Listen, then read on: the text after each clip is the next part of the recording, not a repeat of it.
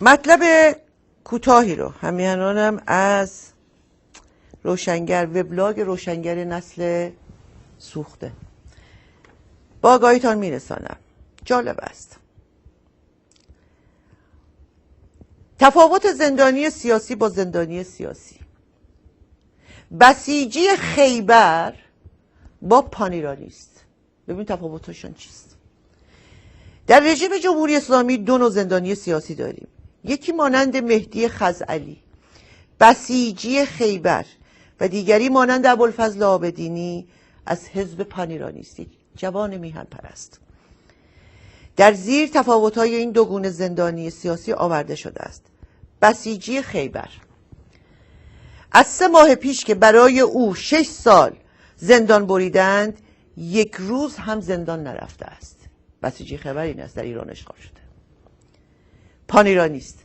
از 4 سال پیش که برایش 11 سال زندانی بریدند، حتی 1 روز هم به مرخصی نیامده است.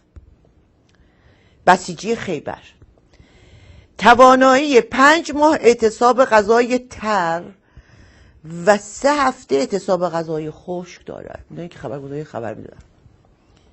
مانند اون پونزی تروریستی که اومد اینجا آمریکایی ها به افتخار آمریکایی کش بودن و پونز زدن به پیشانی دخترهای ایرانی، $500,000 هم به او جایزه دادن. اون تحلیلگر BBC و اینجا و آنجا و همه جا شده است. یادتان میاد اعتصاب غذایش که بیهوش شده بود. بعد آمد اینجا نخستین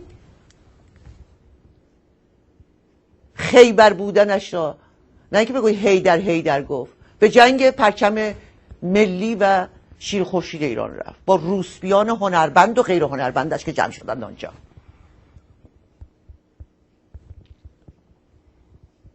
برخی هم برایش اعتصاب غذا کردن که آزاد بشود از مقامات بزرگ.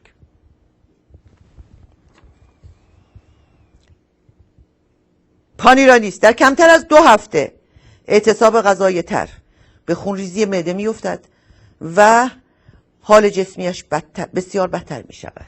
پانیرانی است یا این گونه می شود. بسیجی خیبر است. نیرومند است. بسیجی خیبر دغدغه‌اش این است که چرا رسمنجانی رئیس جمهور نشد. پانیرانی است.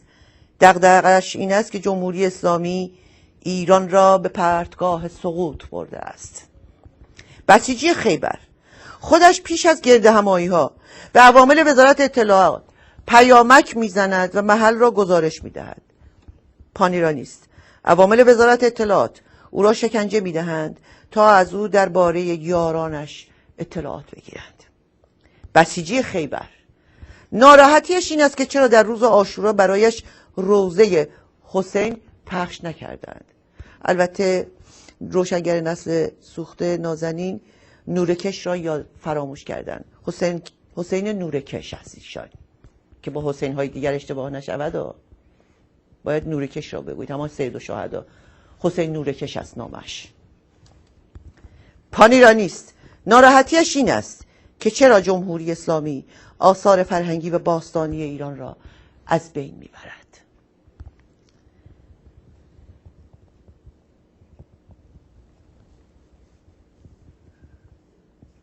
بله، این هم تفاوت یک بچه تازی اشغالگر که با نان دزدیده شده از فرزندان ایران زمین 1 عمر مفتخوری با پول آخوندی، یعنی پول خون کارگران شریف، روستایان شریف، بسیجی خیبر شده است. آن است و یک پانیرانی است که میهنش، نیکبختی هم میهنانش، هویت ملیش، تمامیت ارضی سرزمینش، نیاکان باشکوهش برایش بالاترین و مهمترین است و به خاطر آنها به چنین بلایایی هم باید در میهن اشغال شدهش